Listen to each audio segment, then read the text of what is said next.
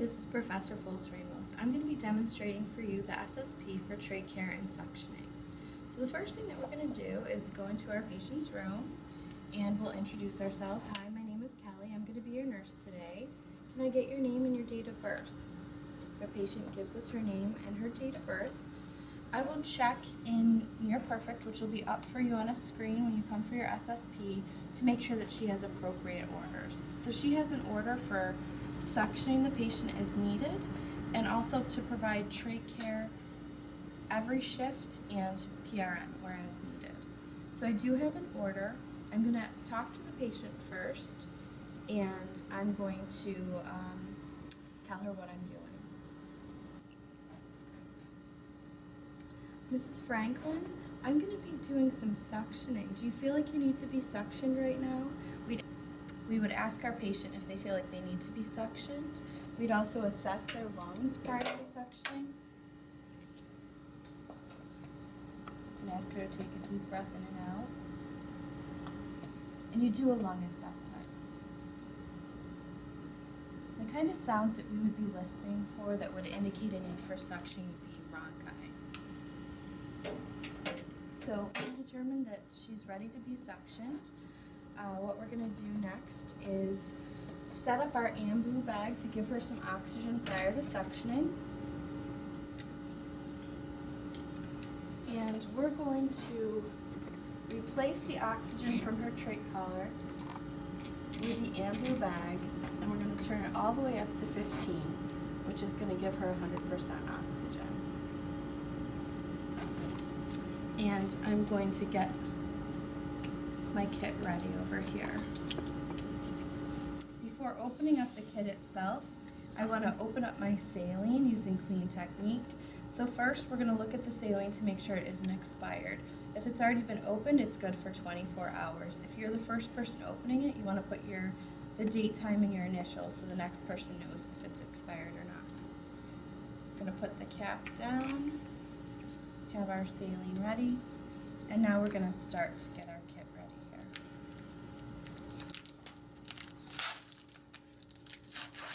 When you're starting your SSP, you would also indicate that you assessed if you needed to take splash precautions. So if you were in danger of getting splashed with fluids from this patient, you would put on a mask, a gown, and goggles. Okay, so in the inside of our kit here, we can take out our little cup,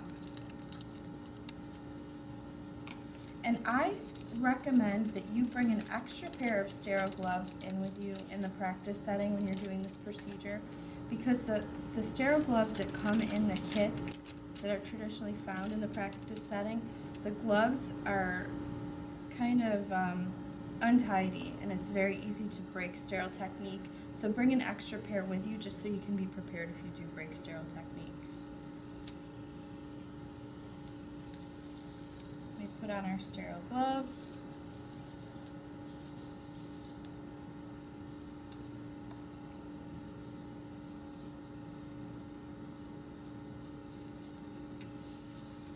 Once we get our gloves on, we're going to indicate a clean hand and a sterile hand. And preferably for this SSP, your dominant hand is going to be your sterile hand. So my dominant hand is my right hand. My left hand is now going to be my clean hand. So I'm going to use my clean hand to pour my saline into my suction cup.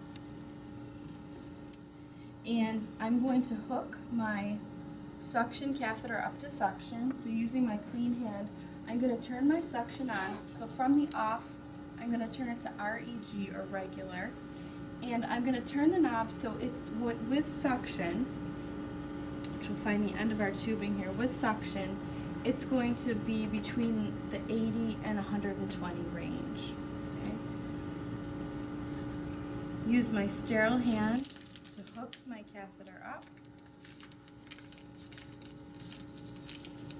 and we can do a little test by putting your finger on the suction catheter to make sure that the suction is working, and it is. So I'm holding it with my dominant or sterile hand, and I'm going to hyperventilate my patient before doing my first suction. So I'm going to put on my ambu bag and I'm going to give 3 to 5 breaths.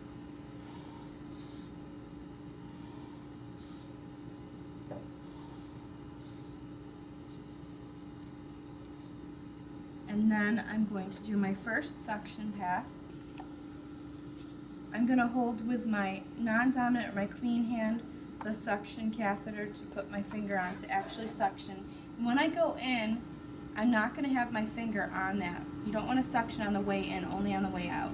You don't want to be in for more than 10 seconds, and once you feel resistance, that's when you start to pull out, and you would intermittently put your finger on that suction catheter to suction. And you're going to rinse the tube with some saline, and I'm going to hold on to this with my sterile hand again, and I'm going to hyperventilate in between each pass. So I'm going to put on my ambu bag and give 3 more breaths.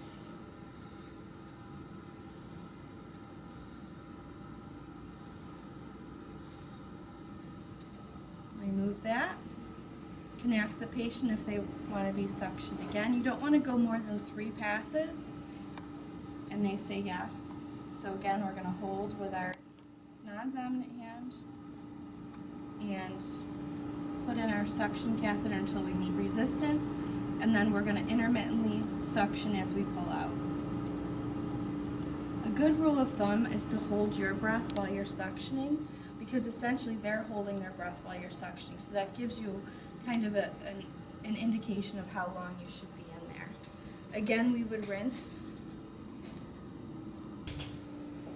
Okay, we would again assess our patient to see if they need a 3rd pass, and if so, we're going to put on the ambu bag and hyperventilate.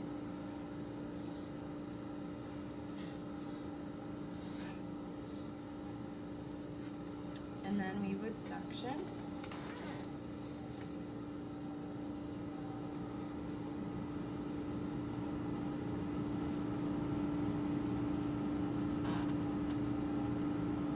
Okay, at this point we don't need to remain sterile anymore because we've completed the suctioning, but I'm going to hyperventilate one more time before we finish the procedure with the patient. So I'm going to put on the ambu bag and I'm going to give 3 breaths.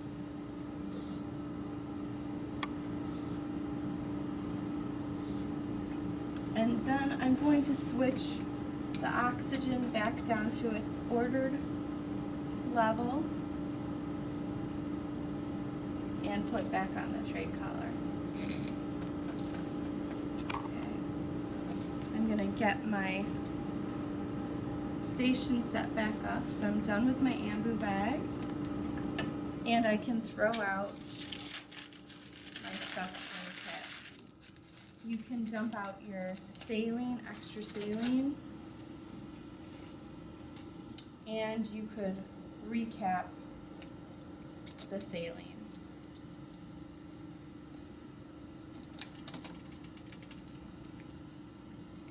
Before I move on to the next step, which would be trach care, I'm going to reassess my patient. So I listened to the lungs beforehand.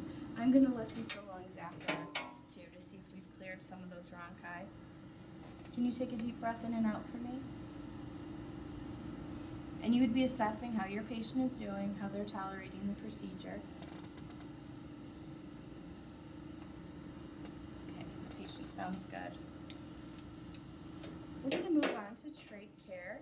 And again, you would assess for splash precautions. So if I thought that I was at risk of coming in contact with body fluids, I would put on a mask, a gown, and goggles.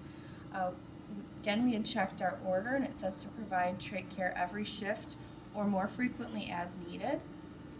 Before you perform trach care, you want to make sure that you suction beforehand, because trach care is essentially cleaning around the trach, putting in a new dressing and a trach tie.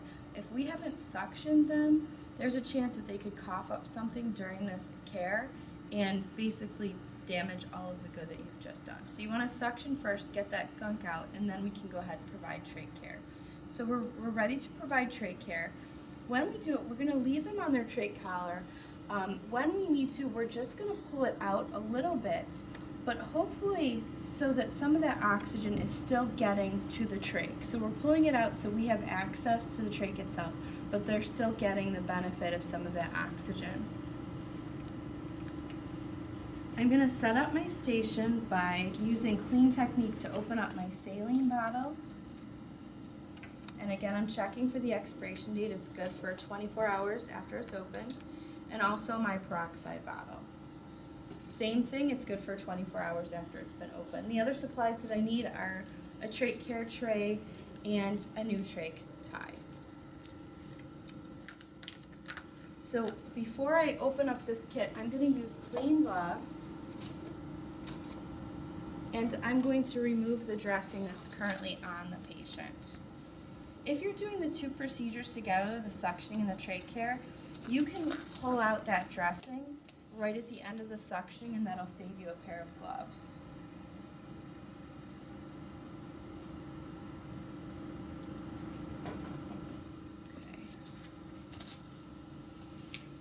And then I'm going to open up my trach care tray. Okay, so I've got my saline and my peroxide opened. And now I'm going to open up my tray.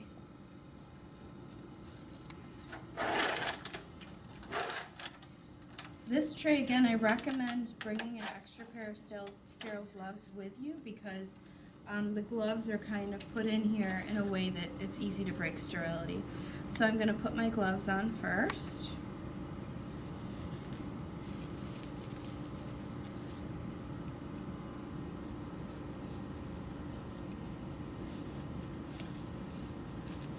And your tray table should be clean, so ahead of time you might need to use a cavi wipe or something to make it clean. Now my hands are sterile, and I'm opening up a sterile drape here that I'm going to put on the table. And we're going to go ahead and put our supplies right in here. So we've got 2 pipe cleaners. We have 2 cotton-tipped applicators. We have a cleaner for the inner cannula.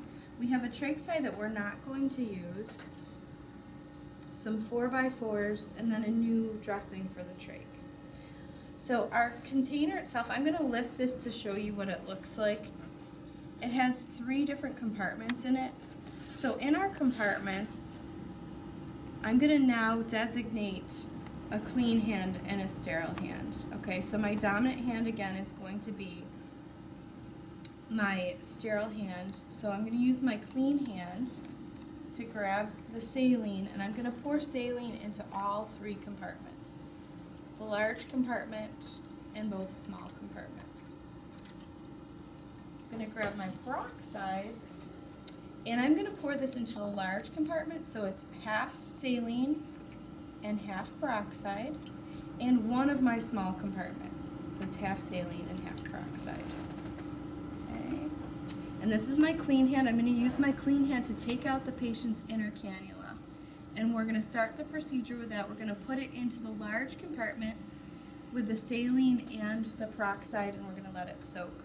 Now your patient may have a disposable inner cannula. It's very common today. If that's the case, what you would do is remove the inner cannula, you would dispose of that one, and when you're done with the procedure of cleaning the trach, you would put in a brand new inner cannula. But this is not a disposable inner cannula, so we're cleaning it in between. So that's in a solution, half peroxide, half saline. Now I'm going to take one of my cotton-tipped applicators. I'm going to pick it up with my sterile hand, and I'm going to transfer it to my clean hand. I'm going to dip it into my small container that has peroxide and saline. I'm cleaning above the trach, above the stoma, underneath the faceplate, and then I flip over and I clean below. And I'm going to dispose of that cotton-tipped applicator. Then I'm going to take my next one with my sterile hand, transfer it to my clean hand, dip it in my peroxide and saline solution, and now I'm going to clean the faceplate itself. So I'm going to go around the top of it, and then I'm going to flip it, and then go around the bottom. Now, if your patient has a lot of secretions, you might need additional cotton-tipped applicators for this process. So just be aware that you might have to bring extra in your room. Anything that we put peroxide on, we need to rinse off with normal saline because that could be damaging to the skin. So we're going to grab one of the 4x4s.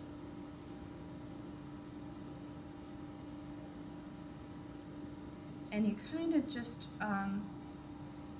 fold it into a quarter and put it into our plain saline, and then transfer to our clean hand. And first we're going to rinse underneath the stoma, underneath the faceplate, the stoma, and then underneath the bottom.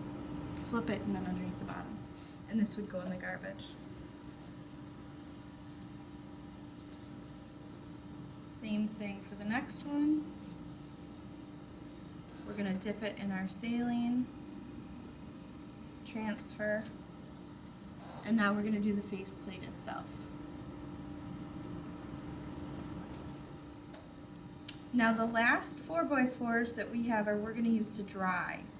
So you don't want to leave anything wet either because then it can grow bacteria. So we're going to transfer the clean 4x4, sterile 4x4, clean underneath the faceplate or the plate of the trach,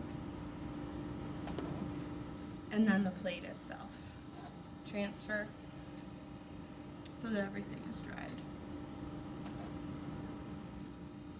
Now we're going to grab that inner cannula with our clean hand, and we'll grab the cleaner here with our sterile hand, and we're going to go ahead and get the inside of our inner cannula cleaned out. Now this is not unlike the rest of what I said. Since it was dipped in peroxide and saline, it has to be rinsed out before we can return it to the patient. So we're going to get it in the saline and get it rinsed off. And then we want to take our sterile hand again with our pipe cleaners, and this is what we're going to use to dry.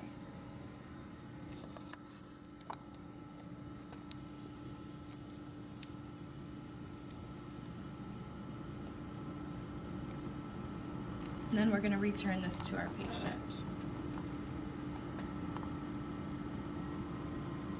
You want to make sure that you squeeze and get that clicked in there. The next step, and I'm going to remove these gloves actually, wash my hands and put on some clean gloves. Now we're going to change the trach tie. Before you put on the new trach tie, you want to put the new trach tie on before you remove the old one. The reason for that is if the patient were to cough in the midst of you changing the trach tie and there was nothing stabilizing it, it could actually come right out. So I'm going to make sure to put the new one on before we remove the old one. So we're opening up our trach tie here. And these are Velcro. You might need to adjust the length, but you can start on one side with putting the Velcro in.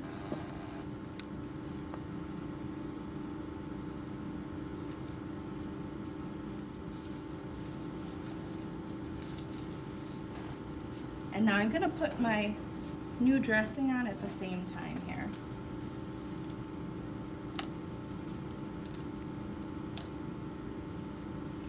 Because you have to undo the dressing a little bit in order to get, you have to undo the tie in order to get the dressing under there.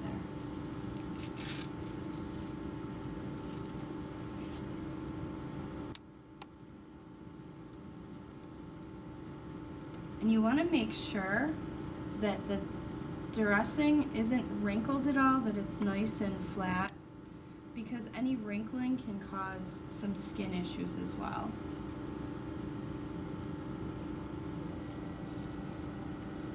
Okay.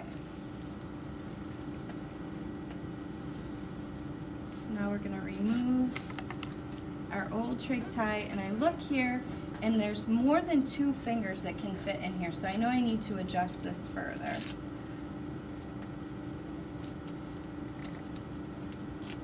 Okay, so you want to be able to fit 2 fingers in there. We go ahead and put our trach collar back on. We ask our patient how they're doing, how they're tolerating the procedure. Then we can clean up our station.